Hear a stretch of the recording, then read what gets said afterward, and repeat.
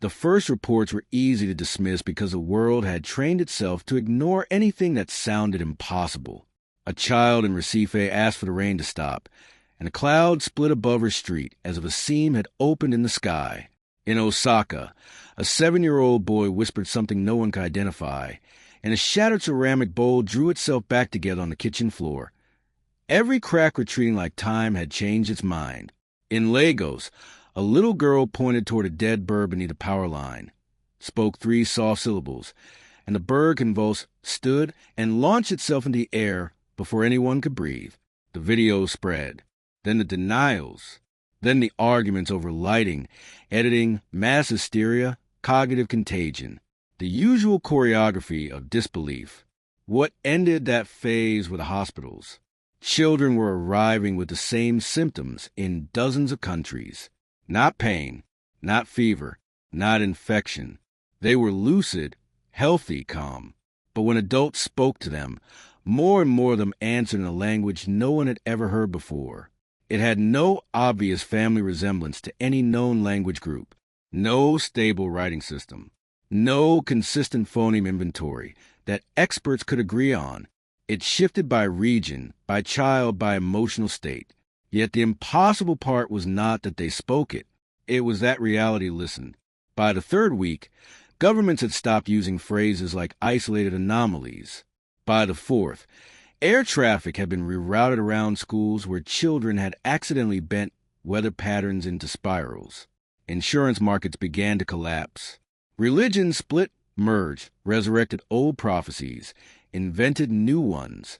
And somewhere inside that global panic, Dr. Layla Anwar received a call that changed the course of her life. Layla was not famous. Though in her field she was respected with a sort of quiet seriousness that never translated outside academic walls. She had spent 20 years studying dead languages, lost syntactic systems, the buried mathematics of speech. She cared less about what people said than how language shaped thought, memory, category, and perception. At 43, she taught at the University of Chicago, lived in a narrow apartment full of notebooks and half-water plants, and had developed the kind of professional skepticism that comes from a lifetime of watching others mistake mystery for revelation. When the call came from the Federal Emergency Linguistics Task Force, she almost laughed and hung up. Then they sent her the recordings. She listened once in her office, then again in the dark of her apartment, and then a 3rd time after midnight with every light on. The speaker was a 6-year-old girl from northern Jordan. Her name was Lena Haddad. The transcript attached to the file was mostly useless, filled with uncertain symbols and panicked marginal notes. But the audio itself made Layla's hands go cold, not because it sounded monstrous or divine. It sounded structured, deliberate, dense with internal logic. A language with recursion and rhythm and some kind of harmonic layering hidden inside the speech, as though syntax and music had fused before human history had divided them. At the end of the recording, an adult male voice asked the child in Arabic, "What does it mean?" Lena answered in perfect Arabic, with the exhausted patience of someone explaining sunlight to a cave. "It means the world is still soft." Layla boarded a military transport 18 hours later. The research facility was built in the Nevada desert, far enough from cities that accidental disturbances could be contained, if containment was even the right word. The official name was the North American Linguistic Response Center, though everyone on site called it Babel. There were physicists, neurologists, cognitive scientists, code breakers, theologians, child psychologists, signal analysts, and enough security to make it clear that the people in charge were afraid of vocabulary now. Layla met the children on her 2nd day. There were 14 of them in the observation wing, ranging from 5 to 11, different nationalities, different family backgrounds, no shared pathology anyone could identify. Some had begun speaking the language weeks earlier, some only days. A few slipped between English or Mandarin or Swahili, and the new speech with startling fluidity. Others seemed reluctant to use their native language at all, as if it had become a blunt tool. They were not frightened. That disturbed Layla more than panic would have. Children under extraordinary stress usually sought the emotional geometry of adults. They mirrored fear. They searched faces for cues. But these children seemed to be responding to something else entirely, something beyond the walls, beyond the facility, beyond the comprehension of the people studying them. They played with blocks. They drew spirals and branching trees in shapes that looked almost like notation. They asked for snacks. They asked whether the stars could hear thoughts. They asked whether adults had always been this slow. Layla began with the oldest methods: phonetic cataloging, semantic alignment, situational prompts, gesture mapping, referential testing. She built matrices of repeated utterances and tried to isolate stable meanings. At first it yielded almost nothing. A phrase spoken by one child produced a localized thermal drop in a glass of water. The same phrase spoken by another caused the water to rise against gravity and hang in the air like a lens. The physicists called it contextual collapse. The neurologists called it a neuroacoustic anomaly. The children called it speaking clearly. Layla noticed what the others were missing, because she was listening for more than meaning. Human language is not simply a code for objects and actions. It is made of relations, tension, hierarchies of expectation, things implied but not spoken. Grammar is a machine for shaping reality inside the mind long before it reaches the world beyond it. And this language, whatever it was, did not seem built to describe reality. It seemed built to negotiate with it. The breakthrough came from a boy named Tawanda Moyo, 8 years old, from Zimbabwe. He was quiet, unusually observant, and watched Layla as though he had already decided she might eventually catch up. She showed him a sequence of images on a tablet: a tree, a fire, a bird, a river. "What is this?"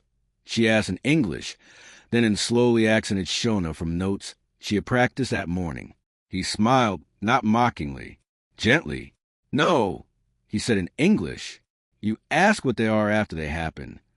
Then he placed his small hand on the tablet screen, pointed to the image of the river, and spoke 4 words in the new language.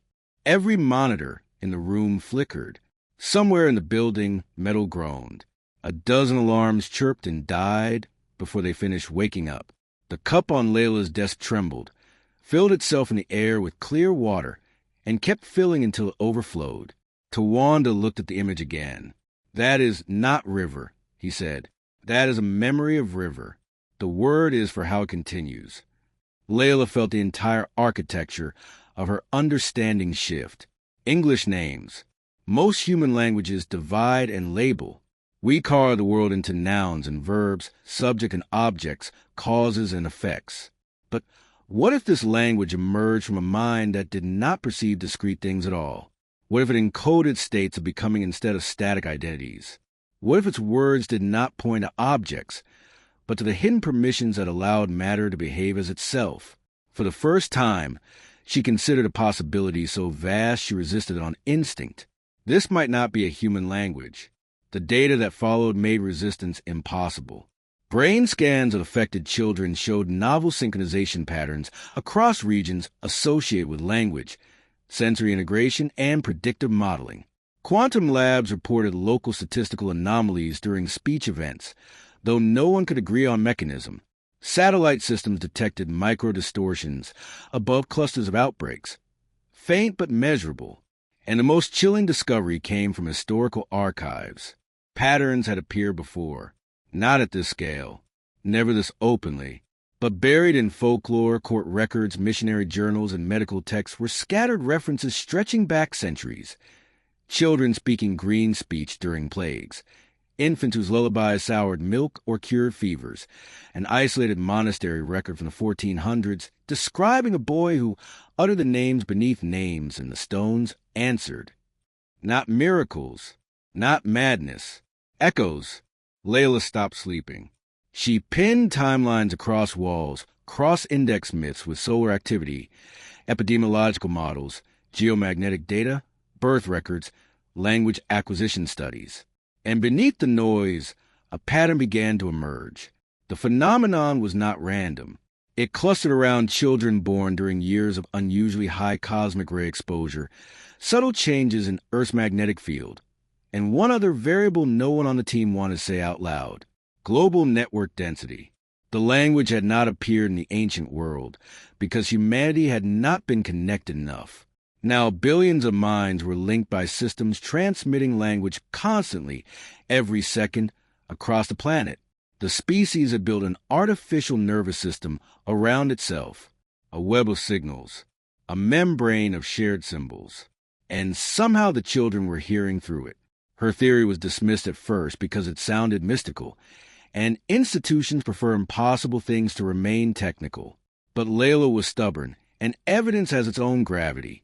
She argued that the human brain, especially in early childhood, had crossed an unseen threshold, surrounded from birth by layered communication systems, predictive algorithms, ambient machine language, and planetary-scale information flow. Some children were developing access to a deeper substrate beneath ordinary speech. Not a transmission from aliens, not divine intervention. A latent grammar embedded in reality itself. The language was not being invented. It was being remembered. Remembered from where became the dangerous question. Lena Haddad answered it without meaning to. Layla had been working with her for weeks by then. Lena was small, serious, fond of folding paper into impossible geometric shapes. She trusted Layla more than most adults, perhaps because Layla had learned not to rush her. One evening in the observation garden, under a sky bleached silver by floodlights, Layla asked, "When you speak it, where do the words come from?" Lena looked at the moon for a long time. "From before people were loud," she said. Layla waited. The world was speaking first. Then people learned to talk about the world so much they stopped hearing it. Lena lowered her eyes. But children are still close. At the beginning, you can hear both. And why now? Because something is opening. That answer would have been poetic and useless a month earlier. Now it made Layla's pulse pound in her throat. The opening announced itself 3 days later, across the planet. Children began speaking in unison. Not all children, only those already touched by the language. But it happened within the same hour, in hospitals and kitchens and playgrounds, in refugee camps and apartment blocks and sealed research centers. They stopped mid-action, turned toward no visible source, and began to speak the same sequence. Babel went into lockdown. Every device and facility suffered cascading errors.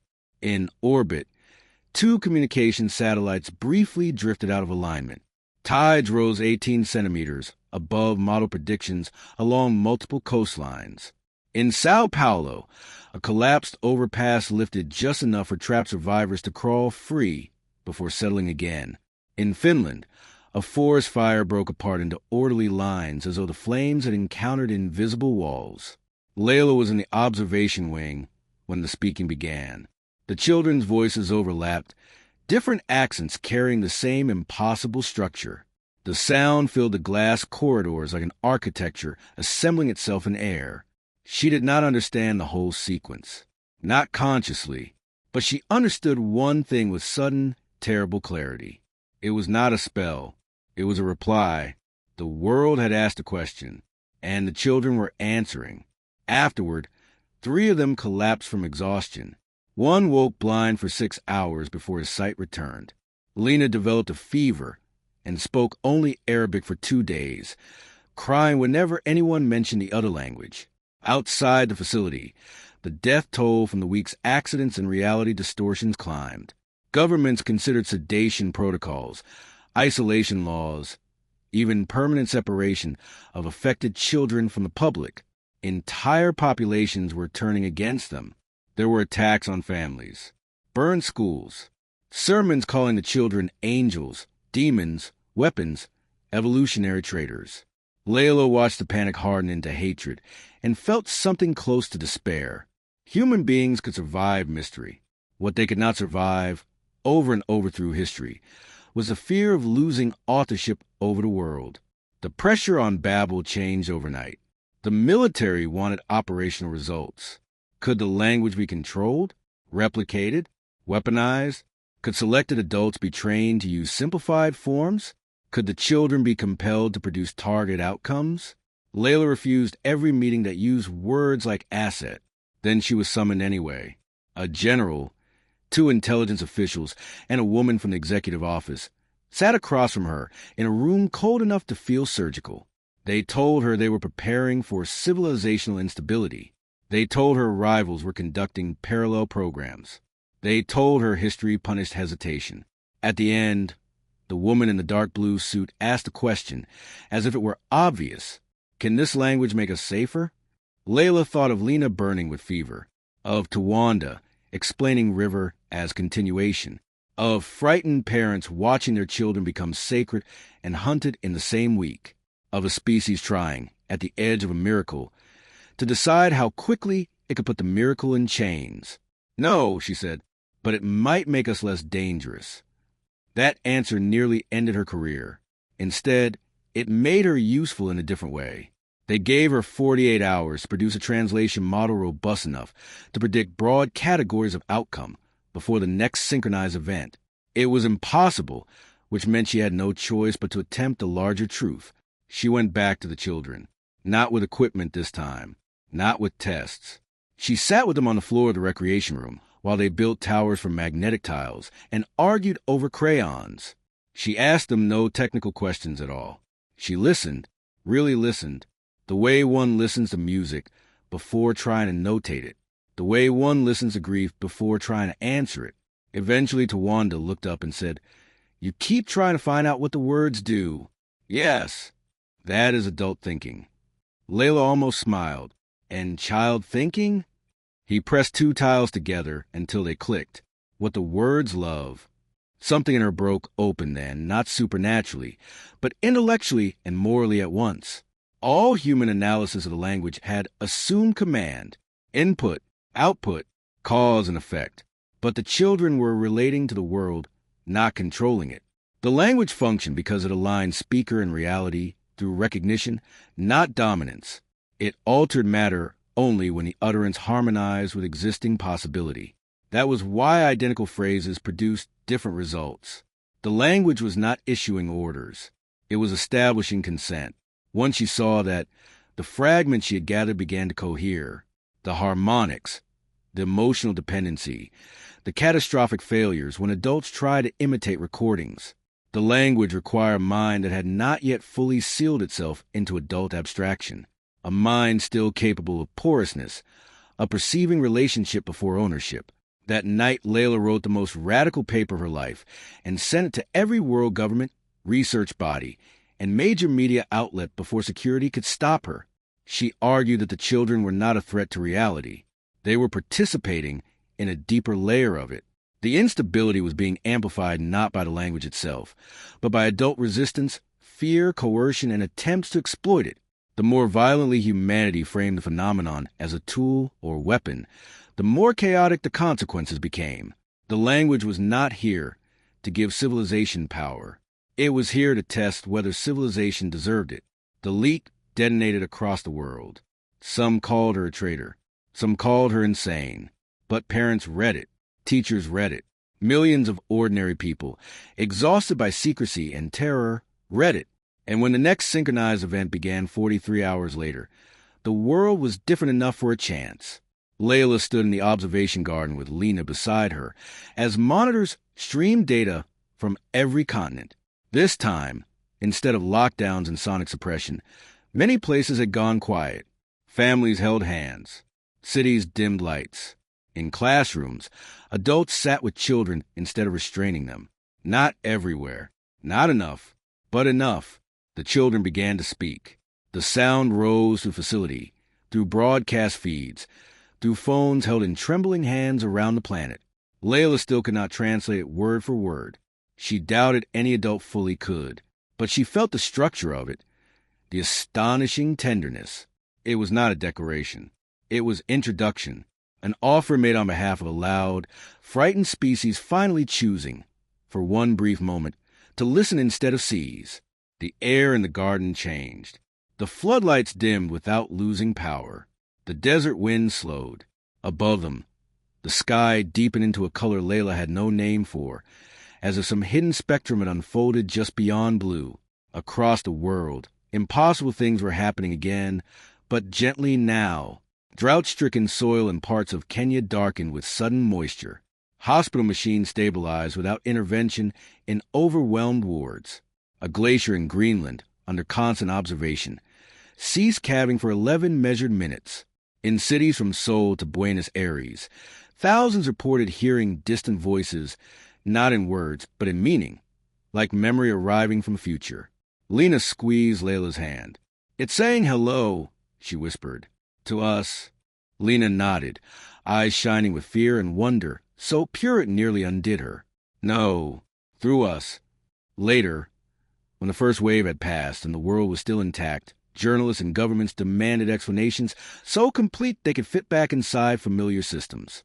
Layla gave them none they liked. She spoke carefully, publicly, relentlessly, about language as relationship, about childhood not as incompleteness, but as proximity, about the possibility that consciousness had always been in dialogue with reality and that adult humanity had simply forgotten how to hear anything it could not own. In the months that followed, the panic did not vanish, but it changed shape. There were new schools built around listening instead of control, international protections for affected children, research centers run with parents and ethicists at the core, musicologists working beside physicists, poets beside mathematicians. The first serious fields in history where rigor and wonder were forced to share room. And Layla, who had spent her life studying dead languages, found herself standing at the edge of the first truly living one. She never learned to speak it herself. None of the adults did, not really. A few could mimic sounds. Some could assist in notation. Others developed theories elegant enough to win prizes. But the language remained with the children. And perhaps that was mercy. Power filtered through innocence is still dangerous. Power denied innocence altogether is fatal. Years later, Layla would return to the first recordings and hear things she had missed. Not hidden codes. Not technical instructions. A pattern of as though reality had been waiting for a species capable of self-awareness to mature beyond conquest, and had chosen its youngest members to reopen negotiations. By then, the world had changed in smaller ways that matter more. Cities designed for quiet. Education centered on perception as much as performance. Diplomacy shaped by linguists and developmental psychologists. A generation of children growing up knowing that words were not merely labels thrown at the universe, but bridges that carried obligation with them. The old human dream had been to find out whether we were alone. We asked it with telescopes, equations, probes, and prayers. We aimed outward because outward felt grand enough for the answer. But the reply, when it finally came, did not descend in silver ships or thunder from a mountain. It arrived in bedrooms and schoolyards, in hospitals and kitchens, in the unfinished mouths of children who had not yet learned the adult art of speaking without listening. And what they gave us was not mastery. It was a second chance at conversation.